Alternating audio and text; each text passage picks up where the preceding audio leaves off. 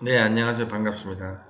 오늘은 스프링 프레임워크 강좌 5번째 시간으로 스프링의 관점 지향 프로그래밍, 즉 스프링 AOP에 대해서 간단히 살펴보도록 하겠습니다.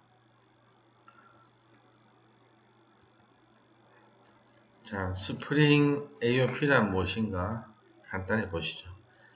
우리가 IOC, 인버전 오브 컨트롤이죠. IOC를 이용해서 협력하는 객체를 쉽게 연결하지만 이 스프링 IOC라는 게 DI라고 하죠. 자, 이게 우리 스프링 애플리케이션, 자바 애플리케이션 등 간의 결합도를 떨어뜨리는 방법이죠. 자, 이렇게 하지만 전체 애플리케이션에 걸쳐 사용되어야 하는 공통적인 기능, 로깅이나 인정이나 보안 이런 것들과 우리 자바 애플리케이션들 사이의 결합도를 떨어뜨리는 방법이 스프링 AOP죠. 자, 여기 있죠. DI의 목적이 애플리케이션 간 결합도를 떨어뜨리는 것이 목표라면 스프링 AOP의 목적은 횡단 간집사, 크로스 커팅 컨디션이라고 하는데 예외나 로깅, 인증, 보안, 트랜잭션 이런 것들과 이에 영향을 받는 자바 객체 간의 결합도를 떨어뜨리기 위해서 우리가 스프링 AOP를 사용하는 겁니다. 스프링에서 AOP는 횡단 간집사, 내가 어떤 기능, 꽂아 넣을 기능, 주입하고 싶은 기능을 모듈화하는 프로그램 기법으로 공통적인 기능을 우리가 어스펙트라고 하는 곳에서 관리하는 겁니다. 자, 새로운 기능을 적용하려고 하는 클래스, 자바 소스 코드를 추정할 필요 없이 그런 기능을 어디에 어떻게 적용할 것인지 우리가 선언적, XML에 선언한다든지 또는 자바 어노테이션으로 정의할 수 있다는 겁니다. 즉, 각 횡단 간접사에 관한 로직이 애플리케이션 전체에 걸쳐 관리되지 않고 어스펙트라고 하는 곳에서 관리되고, 그러므로 우리 자바 애플리케이션은 고유의 비즈니스 로직 처리에 충실할 수 있는 거죠. 자, 우리가 전체 시스템에 로그 남기는 기능, 로깅을 한번 봅시다. 로깅은 시스템 내에서 거의 모든 경우에 적용하긴 하지만 특정한 비즈니스 로직과는 전혀 관련이 없죠. 우리가 소스 코드 안에 로그 남기는 기능들을 계속 심어 놓으면 소스 코드를 수정을 계속 해주시고 관리하는데 불편함이 있죠. 만약에 우리가 이걸 AOP 방식으로 구현한다면 실제 소스 코드 안에 있는 비즈니스 로직의 구현을 담당하는 자바 클래스는 아무런 로그 관련 객체 정보가 없고 이 객체의 특정 메소드를 호출하는 시점에 우리가 만들어 놓은 로그 남기는 기능이 거기에 꽂혀서 실행이 되는 거죠. 자, 용어 한번 보시죠. 횡단 간집사는 전체 애플리케이션에 걸쳐져 있는 기능입니다. 여러 개의 모듈에 걸치는 시스템 전체적인 부가적인 요구사항을 다룬다. 대표적인 횡단 간집사는 인증이나 로깅이나 트랜잭션, 무결성, 오류 검사, 정책 시행 또는 예외 처리 이런 것들이 해당이 될 거고, 핵심 간집사는 각 모듈에서 수행해야 되는 기본적이고 대표적인 업무 처리 기능을 이야기하고 있습니다.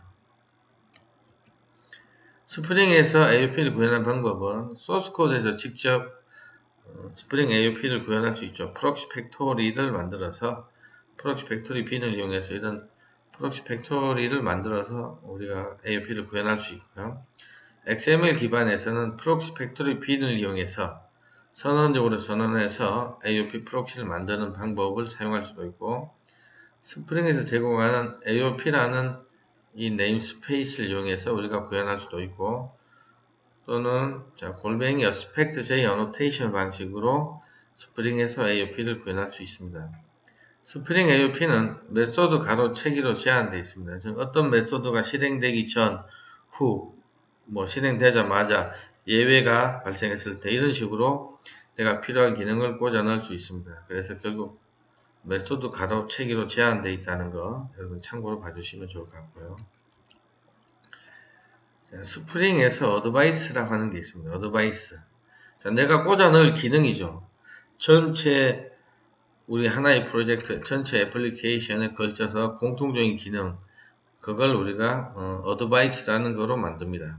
그래서 어드바이스는 스프링에서 자바로 만들고, 이 포인터 컷이라는 용어도 있습니다. 그 어드바이스, 그 충고를 어디에 꽂아 넣을지, 어느 메소드가 실행하기 전, 어떤 메소드가 실행한 후, 어떤 메소드가 실행하기 전후 뭐 이런 식으로 정의한 걸 보고 우리가 포인트 컷이라고 이야기합니다. 자, 스프링 어스펙트는 실행 시간에 동적으로 만들어지죠. 그래서 별도의 컴파일러가 필요 없죠. 빈을 감싸는, 자, 원래 그림 보시면, 자, 어떤 충고를 받아야 되는 타겟 클래스가 있으면 그 타겟 클래스를 프록시라는 걸로 만듭니다. 자, 이 프록시 객체를 런타임 중에 생성하므로 어스펙트가 스프링 관련 빈의 위빙.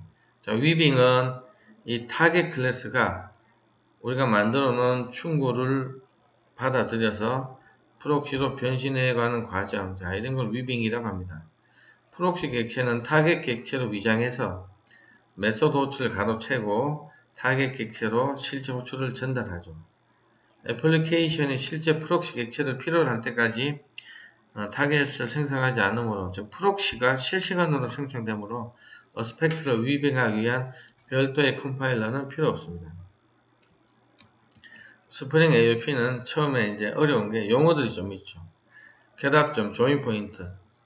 자, 타겟 클래스가 내가 만든 충고, 공통적인 기능을 주입시켜야 되는데, 자, 타겟 클래스의 메소드를 기반으로 스프링은 충고가 내려간다 그랬죠. 자, 타겟 클래스 모든 메소드들, 충고를 받을 가능성이 있는 모든 메소드를 우리가 조인 포인트라고 하고요. 포인트 것은 그 메소드 중에 충고를 받을 메소드를 정의한 것, 즉 어드바이스를 적용할 조인 포인트를 선별한 작업 또는 그 기능을 정의한 모듈, 어드바이스가 엮여, 위빙, 엮여야 되는 하나 이상의 조인 포인트를 우리가 포인트 컷이라고 합니다. 실제 충고를 받을 메소드를 정의한 걸 우리가 포인트 컷이라고 한다. 어드바이스, 자, 횡단 관심사의 기능을 실제 자바 코드로 구현한 걸 어드바이스라고 하고, 어스펙트는 어드바이스 플러스, 자, 포인트 컷이죠. 그걸 우리가 어스펙트라고 합니다. 어스펙트는 우리 AOP의 기본 모델입니다. 어드바이스와 포인트 컷을 합친 것을 어스펙트라고 한다고 했죠. 스프링에서 어스펙트는 어드바이저로 다 구현되어 있습니다. 자, 타겟, 충고를 먹을 클래스, 위빙. 자, 타겟 클래스가 이 어스펙트를 받아서 프록시 객체로 변신해가는 과정, 즉 어스펙트를 대상 객체에 적용해서 새로운 프록시를 만드는 과정을 위빙이라고 합니다. 프록시는 어드바이스를 타겟 객체에 적용해서 생기는 객체를 우리가 프록시라고 이야기합니다. 자, 간단하게 그림 보시면, 자, 여기 타겟 클래스가 있습니다. 자, 충고를 먹을 클래스를 타겟 클래스를 하고, 여러 개의 메소드, 충고를 받을 수 있는 여러 개의 메소드들을 우리가 각각 조인 포인트라고 이야기하죠. 자, 내가 어떤 공통적인 횡단 관심사 기능을 만들었어요. 자, 로그 남기는 기능을 꽂아 넣고 싶어요. 메소드에.